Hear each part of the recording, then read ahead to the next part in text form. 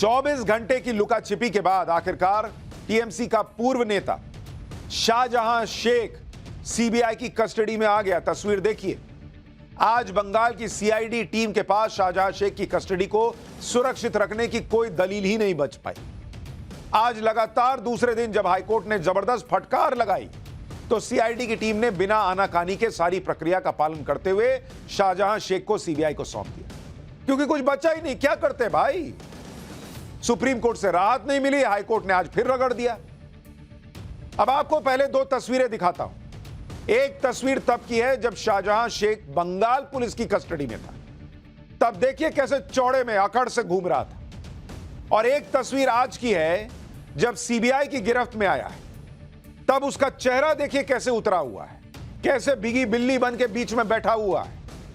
यह आपको फर्क बता देगा कि बंगाल पुलिस को लेकर इतने गंभीर आरोप क्यों लग रहे हैं, क्यों हाईकोर्ट तक को कहना पड़ा कि बंगाल पुलिस जो है वो पक्षपातपूर्ण कार्रवाई कर रही है। आपको तस्वीर में दिख रहा है भाई, बंगाल पुलिस की कस्टडी में देखिए कैसे चल रहा है ये हीरो बनकर, और सीबीआई की गिरफ्त में आते कैसे चुपचाप बीच में बैठा हुआ है, कैमरे की तरफ देख भी नहीं रहा। उस वक्त विक्ट्री साइन बना रहा था जब पुलिस के पास था। सीबीआई के पास आया तब भाई ने विक्ट्री साइन नहीं बनाया। शाहजहां शेख की कस्टडी आज सीबीआई को सौंपने से पहले उसका मेडिकल चेकअप कराया गया। किसी आरोपी की कस्टडी देने से पहले मेडिकल चेकअप कराना होता ही है। जब शाहजहां शेख को सीबीआई अपनी कस्टडी में ले गई तो उस वक्त वहां क्या माहौल था, एक बार उस पर एक रिपोर्ट देखिए, फिर आपको बताऊंगा कि कैसे शाहजहां शेख पर कल से आज तक लुका छिपी का खेल चला और क्या क्या हुआ।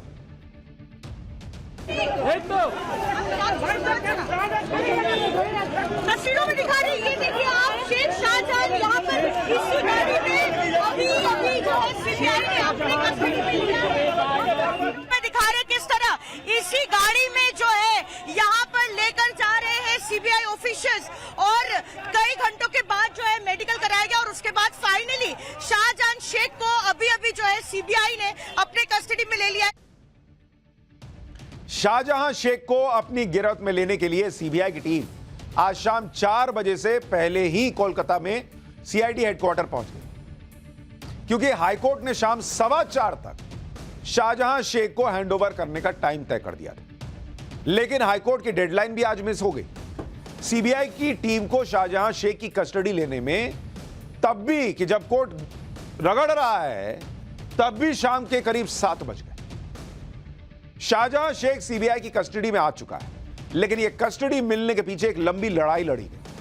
शाहजहां शेख को लेकर पिछले 24 घंटे में दिल्ली से लेकर कलकत्ता, हाईकोर्ट से लेकर सुप्रीम कोर्ट और बंगाल सरकार से लेकर ईडी सीबीआई के बीच जो खींचतान चली, उसकी कहानी भी बड़ी दिलचस्प है। एक आरोपी के लिए कस्टडी के लिए कैसे मारामारी मची है, कैसे एक राज्य सरकार ने हाईकोर्ट से सुप्रीम कोर्ट तक पूरी ताकत झोंक दी, इसकी कहानी देश के उस आम नागरिक को जरूर जाननी चाहिए जिसके लिए इंसाफ सिर्फ तारीखों में फंसकर रह जाता है। आप देखिए, इस देश में जहां आम नागरिक को कोर्ट की दहलीज तक पहुंचने में सालों लग जाते हैं, वहां एक आरोपी को कस्टडी से सुरक्षित करने के लिए कैसे 24 घंटे में एक राज्य सरकार महंगे से महंगा वकील करके दिल्ली से कलकत्ता की दूरी नाप देती है। शाहजहां शेख की कस्टडी को लेकर पिछले 24 घंटे में जो हुआ वो आपको हैरान कर देगा बॉस। और यह वो नेता है जिसको इन्होंने कथित तौर पर पार्टी से निकाल दिया है, लेकिन सीबीआई के हाथ ना लग जाए उसके लिए देखिए क्या क्या हुआ।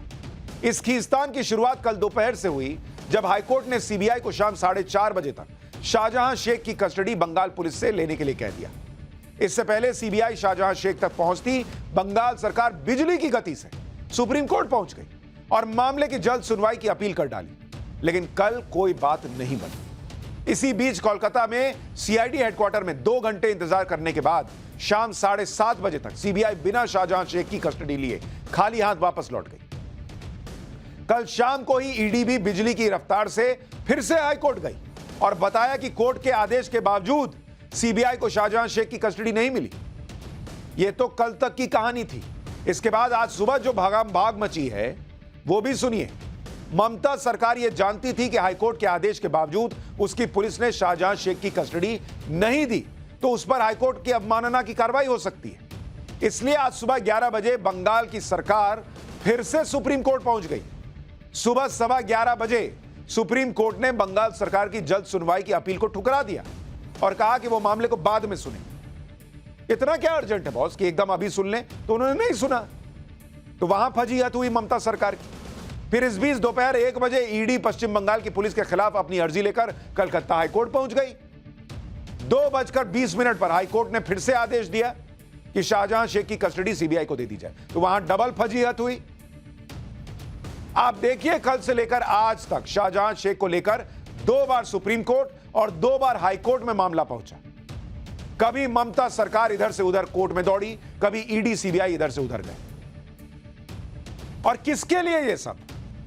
उस आरोपी के लिए जिस पर इतने गंभीर आरोप महिलाओं ने लगाए। अब ये सब देखकर तो आम आदमी यही सोचेगा ना भाई कि हम इंसाफ के लिए हाफ जाते हैं, और यहां राज्य की सरकार एक आरोपी के लिए जबरदस्त दौड़ लगा रही है। खैर, अब शाहजहां शेख को लेकर ममता सरकार को ज्यादा भागदौड़ नहीं करनी होगी, क्योंकि अब वो सीबीआई के शिकंजे में आ चुका है। सीबीआई को शाहजहां शेख की कस्टडी मिलने का मतलब क्या है, यह भी समझिए। अब तक बंगाल पुलिस की कस्टडी में शाहजहां शेख को जो वीआईपी ट्रीटमेंट मिलने की आशंका जताई जा रही थी, वो अब खत्म हो गई। बंगाल पुलिस की कस्टडी में शाहजहां शेख जैसे तेवर दिखा रहा था, वो तेवर सीबीआई के सामने दिखा नहीं पाएगा। बंगाल में तो शाहजहां शेख रूलिंग पार्टी से जुड़ा था, संदेश खाली में उसका अलग रसूख था, लेकिन सीबीआई के सामने उसका कोई रसूख नहीं टिकेगा। सीबीआई से ईडी टीम पर हमले के मामले में एफआईआर दर्ज करके 3 केस में जांच शुरू कर चुकी है।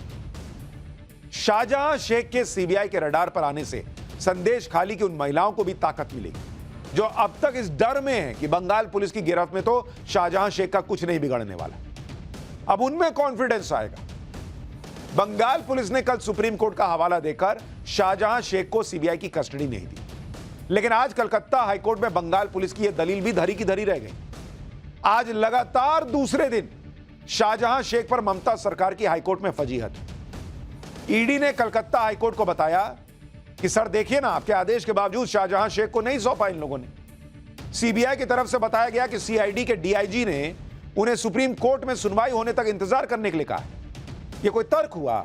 यह कहा उन्होंने कोर्ट में। इस बात पर हाईकोर्ट ने साफ कह दिया कि सुप्रीम कोर्ट के पास मामला लंबित होने का मतलब नहीं है कि हाईकोर्ट के आदेश का पालन ना हो, क्योंकि सुप्रीम कोर्ट ने अब तक इस मामले में कोई अंतरिम रोक तो लगाई नहीं थी। सारे पक्षों की दलील सुनने के बाद कलकत्ता हाईकोर्ट ने ऑर्डर दिया कि शाम में 4:30 बजे तक ये शाहजहां शेख को ना सीबीआई को दे दो। इस पर ईडी को हाईकोर्ट से अपील करनी पड़ी कि शाहजहां शेख को हैंडओवर करने का टाइम थोड़ा और पहले कर दीजिए, ताकि अगर आज भी वो शाहजहां शेख को हैंडओवर नहीं करते हैं तो कम से कम दोबारा कोर्ट आने का टाइम तो रहे।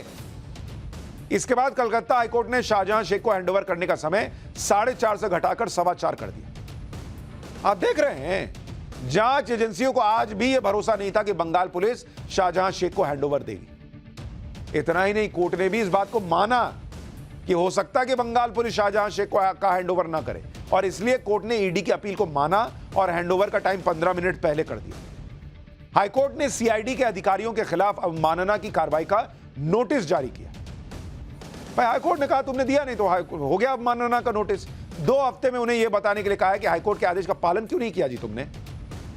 मतलब ममता सरकार, उसके अधिकारी, सबकी फजीहत पे फजीहत हुई। किस आदमी के लिए? इस एक आदमी के लिए जिस पर इतने गंभीर आरोप महिलाओं ने लगाए हैं कि ये उनके साथ गलत काम कर रहा था। इससे पहले कल भी कलकत्ता हाईकोर्ट ने शाहजहां शेख को लेकर ऐसी ऐसी टिप्पणी की थी जो किसी भी सरकार के लिए बड़ी फजीहत है।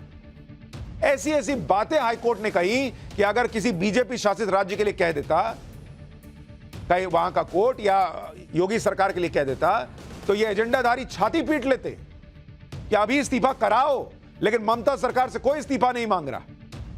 आप सुनिए हाईकोर्ट ने कल क्या कहा। हाईकोर्ट ने शाहजहां शेख के खिलाफ जो बंगाल पुलिस की एफआईआर दर्ज थी उसमें गलतियां पाई। भाई, कोर्ट ने माना कि ईडी टीम पर हुए हमले के मामले में कई धाराएं शाहजहां शेख के खिलाफ एफआईआर में डाली ही नहीं गई।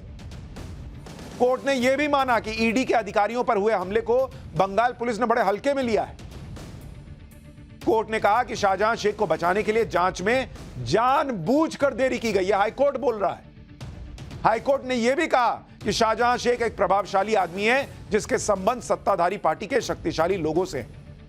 राज्य की पुलिस ने आरोपियों को बचाने के लिए हर संभव कोशिश की कोर्ट ने यह माना कि अगर उसे राज्य की पुलिस के साथ रहने दिया गया तो वो जांच को प्रभावित कर सकता है।